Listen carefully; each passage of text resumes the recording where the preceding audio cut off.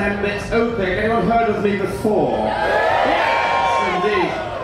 It's actually an Estonian name. Anyone been to Estonia? Yeah. Look, listen, this is my spot. I've got the mic. You do your job.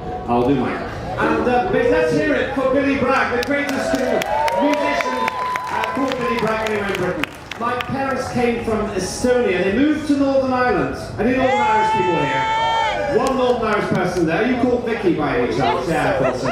And basically, I said to my parents, why did you go from Estonia to Northern Ireland? And they said something like, we wanted you to suffer as much as we did, Lembit. And that's more or less right. Anyway, I grew up in Northern Ireland. And are there any members of the Orange Order here? Orange Order? Undoubtedly! So! Never! Yeah, well, anyway, I wasn't really in the Orange Order. Both sides hated me because they didn't know where I came from. I grew up in Northern Ireland, moved to Newcastle upon Tyne and then Wales. Newcastle upon Tyne, there, yeah? Any Welsh people there? Yeah, there's Joel, that's Joel there, give him a wave. I'd like to apologise for what I described you as being earlier on. There you are, it's probably libelous. Anyway, I came to Wales to become an MP. This is an interesting one.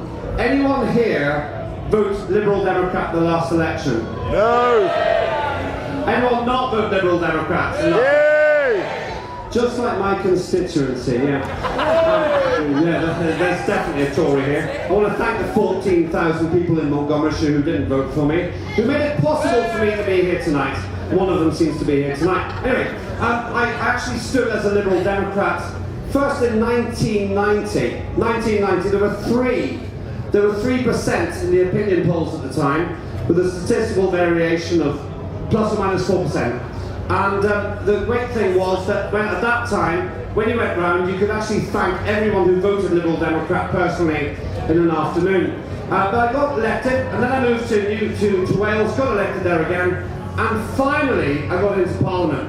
Now, is anyone here afraid of the threat of asteroid impacts? Yeah! Why? Why are you afraid? I can't hear what you're saying, though. I'm sure it's very good. You're drinking special brew, which is always suspicious, actually, I think, in these things. I was campaigning on that, and the fact I've actually lost my place in Parliament increases the risk that you're going to die as a result of an asteroid impact. But it's the most useless I told you so in history, I'm afraid to say. The other problem I had was actually that Nick Clegg never really valued me. And when he saw me, so somebody got like, hands up if you like Nick Clegg, or cheer if you like Nick Clegg. Cheer if you don't like Nick Clegg.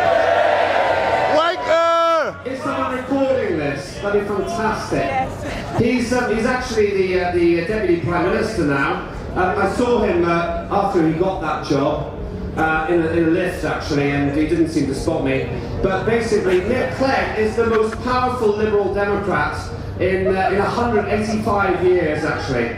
Every time I see my friends do well, something in me dies. Anyway, I lost my seat. But the most important thing is, I'm now here with you. And I want to ask you, because it's the most interesting thing I can do, for a question and answer opportunity. All the things you want to know, as long as it's not too cheeky, about my...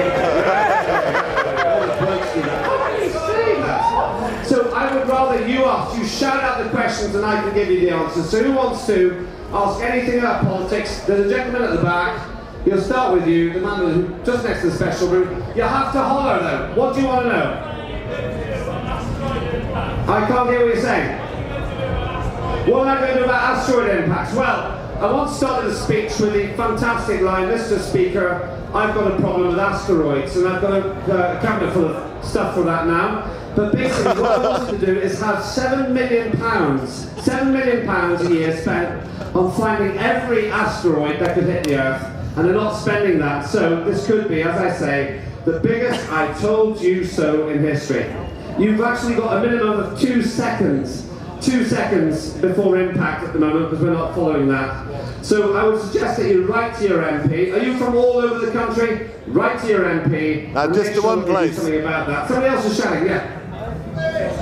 What about the Space Golf Centre? The Space Golf Centre in Knighton, what do you know about that?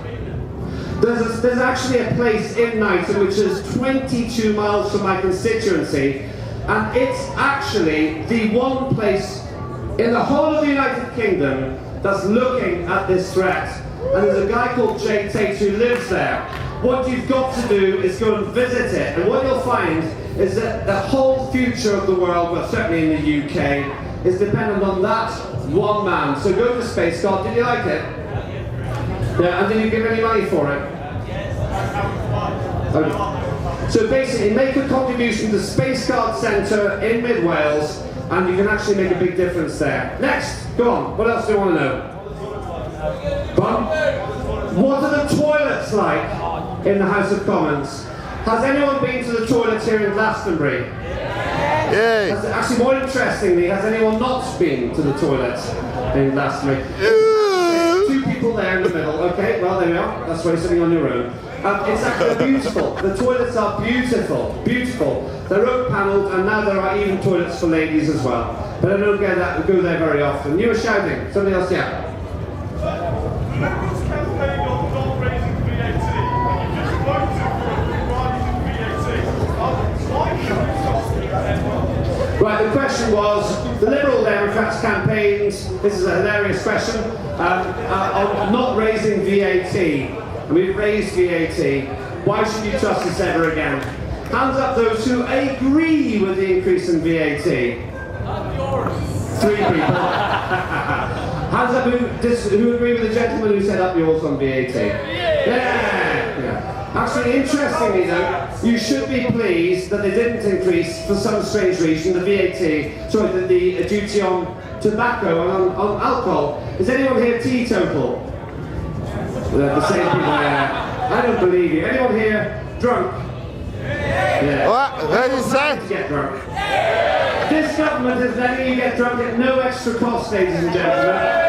And that's why VAT has gone up. I didn't like the increase in VAT either, but and lots of Lib Dems didn't either, but it's gone up now. And as a Lib Dem, as an ex-MP, I don't have to justify it. I can just complain from the sidelines. But it's tough times. They have to save £70 billion. That's an awful lot of money. Who's next? You've been waving. Yes, the man with the very strong beard. What? Why is Nick Clegg such a... I didn't get that last word. Why is Nick Clegg such a Hunt supporter? Such a fan of country music. I don't think Nick Clegg's that bad. He's not that bad. Can you, if Nick Clegg came on stage, could you tell him apart from David Cameron? Who? Do you think they're the same? You actually do see them side by side, but that's Photoshop for you. Actually, I think that they're not that bad. Give them a break. Out of interest, if you regard yourself as right-wing, give a cheer now. If you regard yourself as left-wing, give a cheer now. Hey! Okay, well, I understand your question in that case, sir. Nick Clegg's alright. He's not such a bad bloke, and no doubt he'll be in Glastonbury soon enough, I would say. Next, go on, yes.